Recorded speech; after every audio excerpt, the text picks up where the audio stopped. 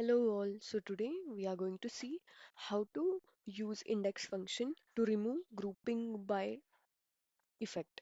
So for that, again the data source is same where we have data order, region, representatives, items, the number of units and unit prices.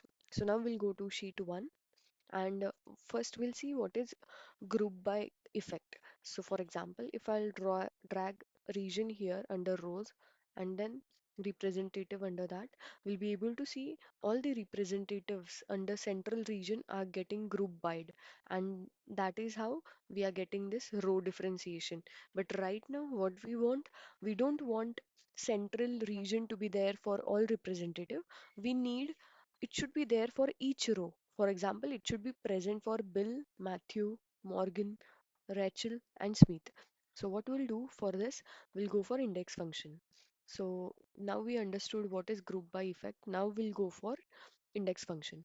So for that, we have to create a calculative field. So create calculative field, give any random name to it.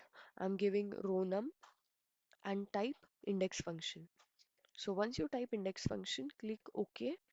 So now we have to drag this index function row num to under rows. So once we do that, it will be a continuous field. So we have to make it discrete.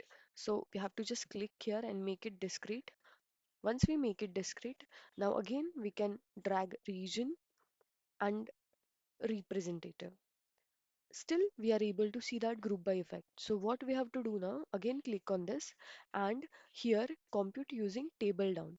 So once we do that, we'll be able to see each row as a different row, individual row, not as a group by clause.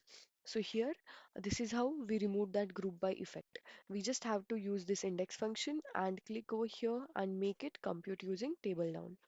So this was all about it. Thank you so much.